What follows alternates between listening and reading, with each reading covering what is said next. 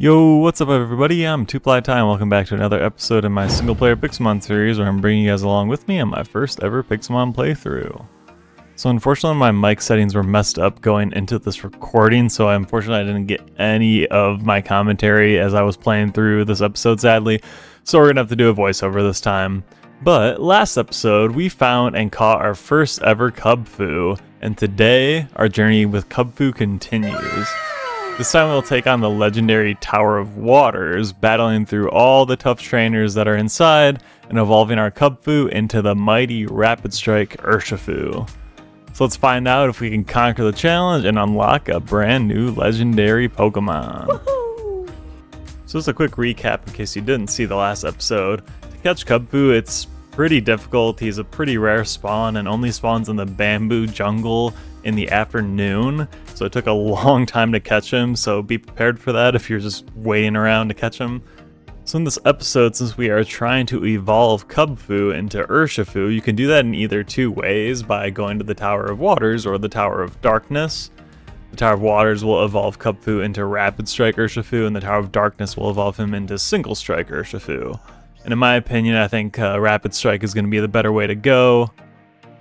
Now these battle towers they spawn all over the place, usually on like beaches, and there is one here that I've already found, this Tower of Waters, and that's probably where we're gonna go. But we also had this pretty crazy spawn generation where we got this other two towers that spawned literally together, which was honestly insane. But just because I want to focus on the Tower of Waters, I will probably just stick to this one single Tower of Waters and not the combined towers, but maybe we'll check out both of those towers a little bit just to see how those actually function since they are combined together. So here we are at the combined Tower of Waters and Darkness here.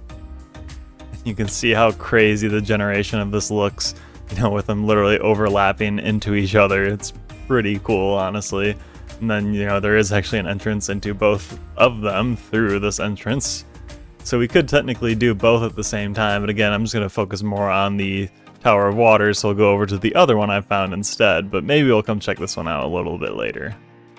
But now as we fly into the Tower of Waters, this one that we'll actually be taking on, we fly over the Swana boat, which is actually where pretty sure I found my first ever XP all, which was absolutely amazing when I found that, so this structure will always be near and dear to my heart.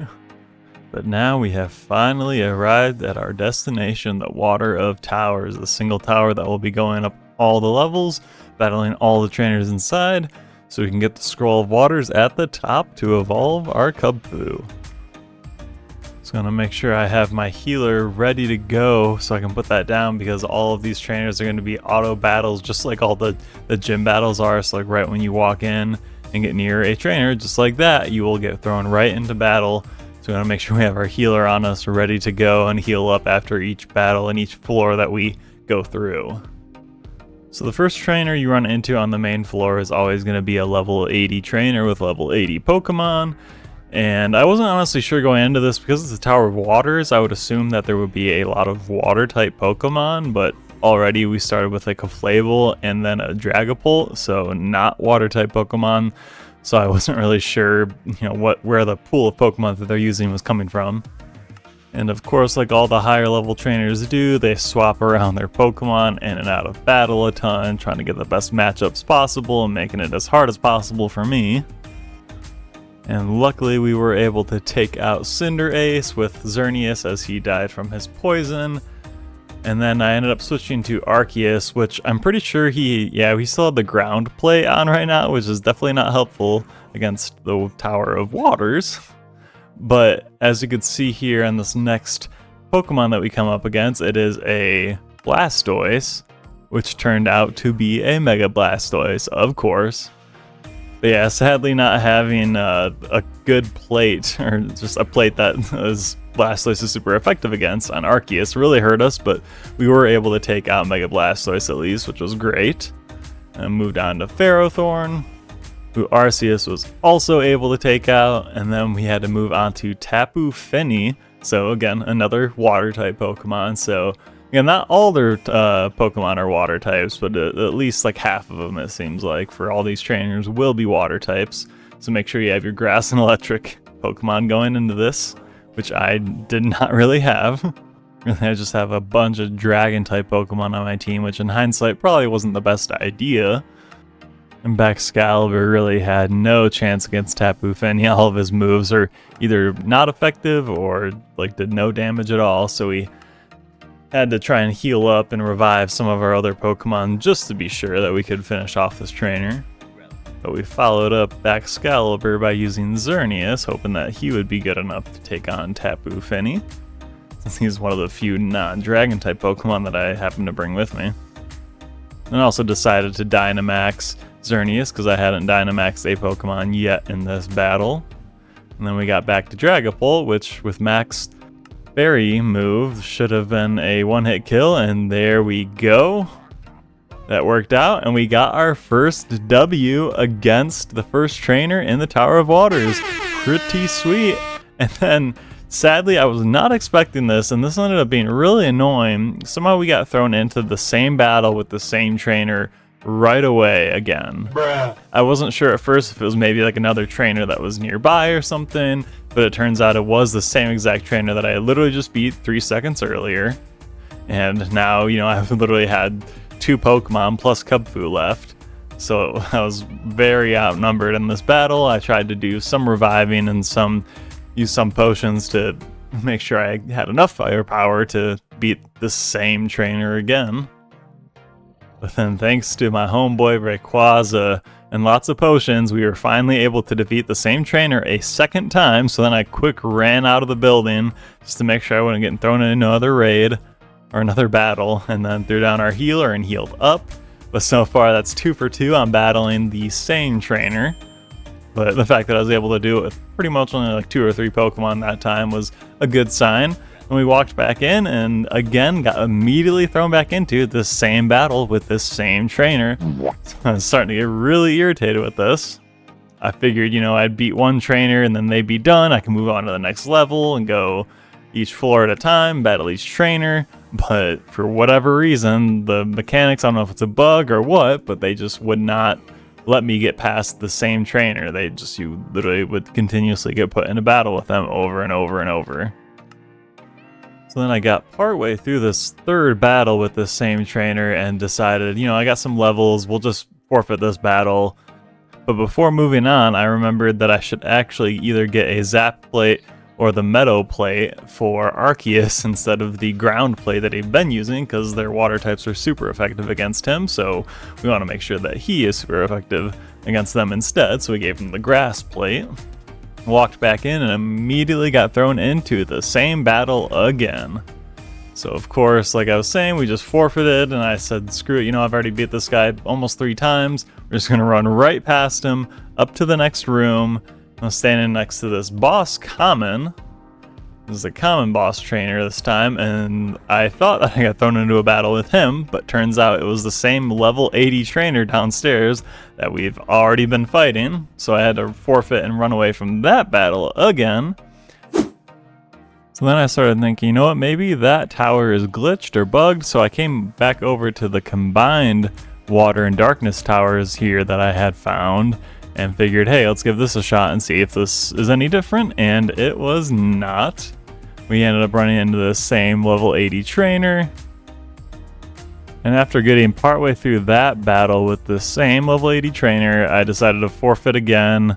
I was not going to try and keep fighting the same person over and over, so healed up before barely even walking into the building, got thrown right back into the same frickin' battle. Bruh. So we had to forfeit, run away from that. But I did actually fight that level 80 trainer again and defeated him again. Woohoo! So then after forfeiting from that level 80 trainer battle again, I ran right past him really quick, threw my Pokeball at the common boss trainer, so we finally got into the next battle with the next trainer on the next level of the tower. Oh yeah. Slightly different Pokemon this time. We had Pelipper to go against. Also Toxapex, another different water type. As well as Swampert. You know, this trainer just kept switching his Pokemon left and right. And of course, the Swampert ended up being a Mega Swampert. Why am I not surprised? It seems like every one of these trainers is going to have a Mega. They're using my favorite Pokemon against me. Come on, man. We were able to take out Pelipper at least with Xerneas. And then Azumarill was the next Pokemon. So pretty much every single Pokemon that this common boss trainer has had so far have all been water types. And Azumarill is honestly really tough to battle. And even with Arceus having the Meadow Plate, Azumarill actually had a hidden ability that allowed him to negate any grass type moves, so that kind of screwed us and we lost Arceus really quickly. Then we went back to the go-to method of just Dynamaxing Rayquaza. And another really annoying thing about trying to battle through this tower was the fact that so many of these Pokemon either had leftovers as their held item to restore health, or they had recover or some other health replenishing moves. It just took forever to take out some of these Pokemon. And honestly, this battle was getting kind of dicey too, because Blissey was just kept using Soft Boil to restore his health over and over and over to 100%. I was just wasting PP attacking, but Garchomp was able to take out a couple Pokemon. Then we had to face off against Mega Swampert again. But luckily, Excalibur was able to take out Mega Swampert, and we went back to Blissey, who I was not looking forward to battling again, because he used Soft Boiled again and just kept healing himself. This trainer also had a Greninja, which was actually pretty cool. They just kept switching back and forth between Greninja and Blissey until we were finally able to take out Blissey. But our boy Excalibur was a tank, was able to get off one last Glaive Rush to take out Greninja. Oh, yeah. And we officially beat the second trainer, the boss common trainer. And after healing up, we got thrown right back into battle with him, just like what happened with the other trainer. So yeah, whatever is going on with these towers and the fact that you battle every trainer unlimited times is kind of annoying. So, I just sprinted back upstairs, or up to the next flight of stairs, tried to throw my Pokeball in time to hit the next trainer, but I did not, so I got thrown into the common boss battle again. Decided to give Arceus a Zap Plate instead of the Meadow Plate, because the Meadow Plate didn't really help out much in the last battle. So then after forfeiting and running away from that common boss trainer, quickly threw my Pokeball at the uncommon trainer and got on to finally our next fight. And of course, this guy has a legendary Pokemon. We got the water type Palkia. Also had a Lopunny, which I was not expecting, but this was actually a Mega Lopunny, which I was not expecting. I honestly don't think I've ever seen a Mega Lopunny in Pixelmon yet. Thankfully, Garchomp was able to take out that Mega, no problem. And of course, they've got another water type starter, Primarina this time. I was hoping now against Slowking with Arceus and the Zap Plate that we'd be able to do some more damage this time. And I don't know if it's the fact that Slowking is just tanky or what, but Judgment was not really even doing a ton of damage against him. I tried actually using Perish Song, which, makes both Arceus and whoever we're battling faint after 3 turns, and then I figured I'd be smart and switch out of Arceus to somebody else so that Arceus wouldn't faint. So then I switched over to Xerneas. And at this point I was really hoping that just after a couple more turns, Slowking would faint from the Perish Song. His counter fell to 1, so only one more turn and he would just automatically faint. I tried to throw out some Misty Terrain with Xerneas, but of course, right before the ticker went to 0, they swapped out Slowking to Tangrowth. But no big deal, Xerneas actually one-hit killed him, which was awesome. Almost took out Primarina, but we lost Xerneas to him. Then had to bring out the big guns, my bad boy Rayquaza, who was able to take out Primarina. And then we had to go back to Slowking, which at this point decided to Dynamax and use Max Darkness because it should be super effective against Slowking. And it was. And now we're back to the first Pokemon this trainer started with, Palkia. But again, with Dynamax Rayquaza, it doesn't matter. He was able to one-hit kill Palkia. Then this trainer actually had Zapdos, which is really interesting. And also, of course, Zapdos has Roost, so he has an HP recovering move as well. So all these moves are just so damn annoying. Just make these battles take way longer than they should. But it didn't matter. Rayquaza was able to clutch up, win the battle, and that gets us our 3rd win over the 3rd trainer. Well, not our third win. We've actually won so many times. And this was hilarious. Even though we're on like the third floor now, we still got thrown into this level 80 trainer battle. The first trainer on the first floor, we still got thrown into the battle with him somehow. It's absolutely ridiculous. I don't know why. So we quick killed up our Pokemon after that battle, ran upstairs as quick as we could, and threw a ball at the rare trainer, our next opponent. And this trainer started off with a Pelipper this time, and they Dynamaxed the Pelipper as well, which was a bold move that kind of paid off because they almost one-hit Garchomp. And Pelipper did end up taking out Garchomp, so we switched over to Arceus, going against Pelipper, who's water and flying type. His Zap Plate should unleash absolute destruction. But of course he withdrew Pelipper to Urshifu, the Pokemon that we are trying to get, which is kind of awesome that they had them. It was literally a one-hit kill for Arceus on Urshifu, which was sick. I was not expecting that. Okay, let's go. Barrascuda was the next water-type Pokemon that this guy had. That's they switched right out to another Azumarill, who we actually got pretty close to taking out, but of course he had a berry that restored his health. And then he was able to take out Arceus, which sucked. I threw out Kubfu really quickly just so I could use some revives on some of our other Pokemon, especially Arceus, to get him back in battle. Then I figured we'd try Xerneas against Azumarill. None of my Pokemon are really effective against a Fairy Water type, so this was kind of a tough matchup for me. But somehow Xerneas was able to take him out, which is amazing. And we got back to Barrascuda and used one of the swap moves to switch back to Pelipper. Took a little bit of time again to try and heal up some of my other Pokemon, and in the meantime this trainer's literally just swapping their Pokemon anyway, so it doesn't really matter. Swapped again to a Blissey. We literally got so close, got Blissey down to 0.5% health, but we lost Xerneas, switched to Rayquaza, figured one quick hit would take out Blissey, but nope, switched to Pelipper instead, who we took out, and then back to Barrascuda, who they then switched back to Blissey, who we took out. It's just the amount of switching going on here is absolutely ridiculous. Figured now we could Dynamax Rayquaza, which against Toxapex really didn't help us out very much. Toxapex had a recover move, and we weren't really doing much damage, sadly, with Rayquaza. So the Dynamax of Rayquaza was kind of useless. And then at this point in the battle, I realized every time I attacked and knocked Toxapex's health down, he was just going to use Recover and restore his health every single time. So I used a Dragon Dance to try and increase Rayquaza's speed and attack. I've hardly ever used status moves, but this time I was like, screw it, I'm just going to, since Toxapex is barely attacking and he's just using Recover, I'll go ahead and just keep using Dragon Dance as much as I can. And then finally, after Dragon Dancing all over the place, our moves are finally strong enough to where we could actually do some major damage. And just after a couple hits, we finally took out Toxapex. And I'm pretty sure Barrascuda was the last one that we had left. And after Rayquaza's increased attack and speed, he stood no chance, and just like that, we beat the final Master Dojo student.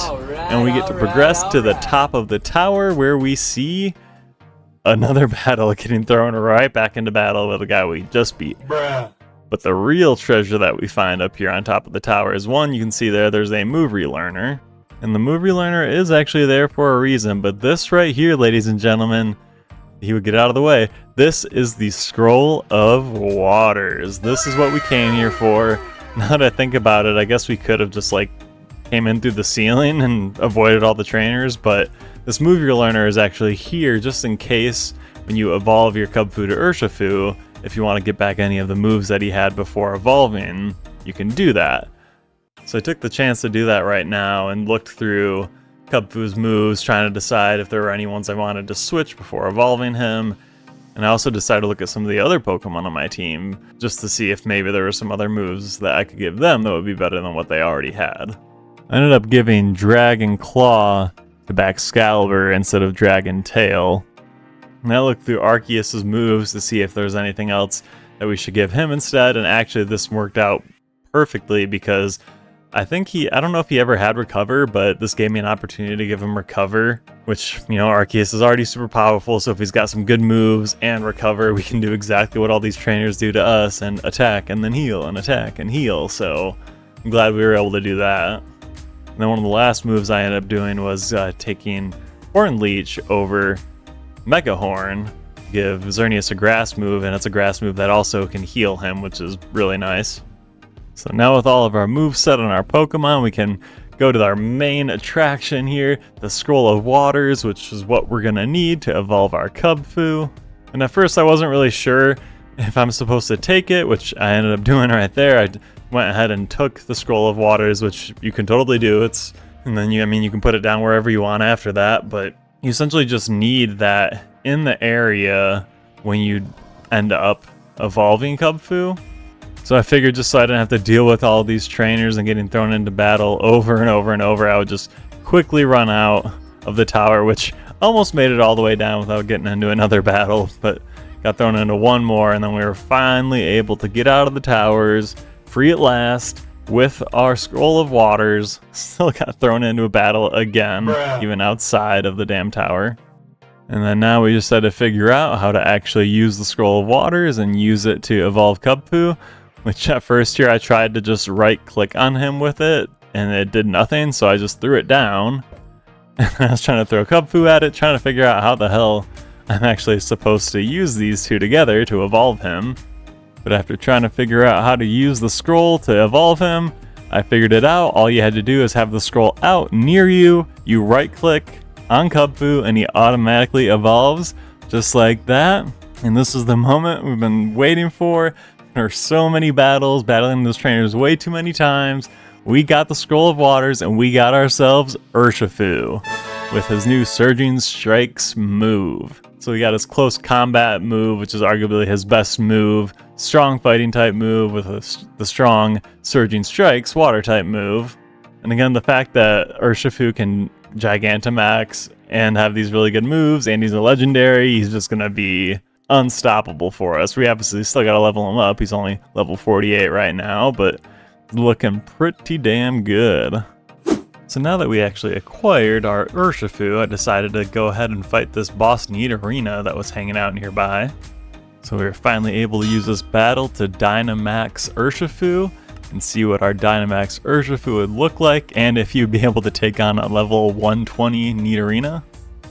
But then sadly Urshifu was no longer Dynamax. He got really close to taking out Nidorina, but sadly Nidorina was able to take out Urshifu, so we had to finish him off with our boy Rayquaza. But not a terrible first battle for Urshifu, considering he was like 70 levels lower than our opponent.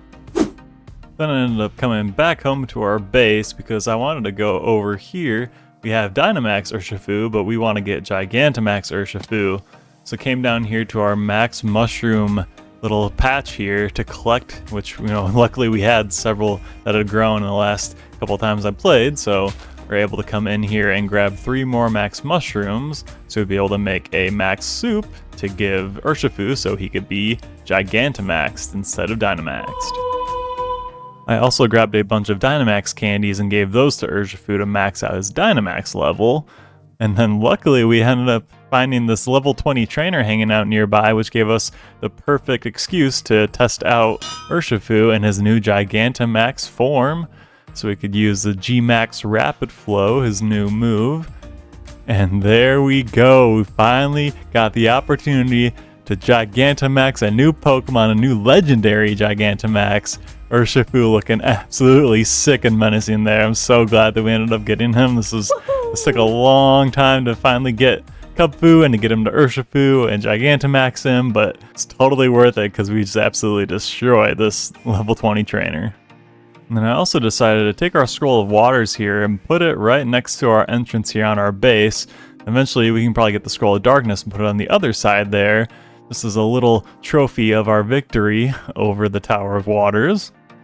But that is going to do it for this episode, guys. Sorry for the audio mix-up and having to do a voiceover, but hopefully you guys enjoyed this one on how to go through the Tower of Waters somewhat successfully and get ourselves an Urshifu and have a new Gigantamax legendary Pokemon. you guys enjoyed this one, definitely leave me a like, subscribe if you haven't already. Otherwise, I will see you guys in the next one. Take care and peace out.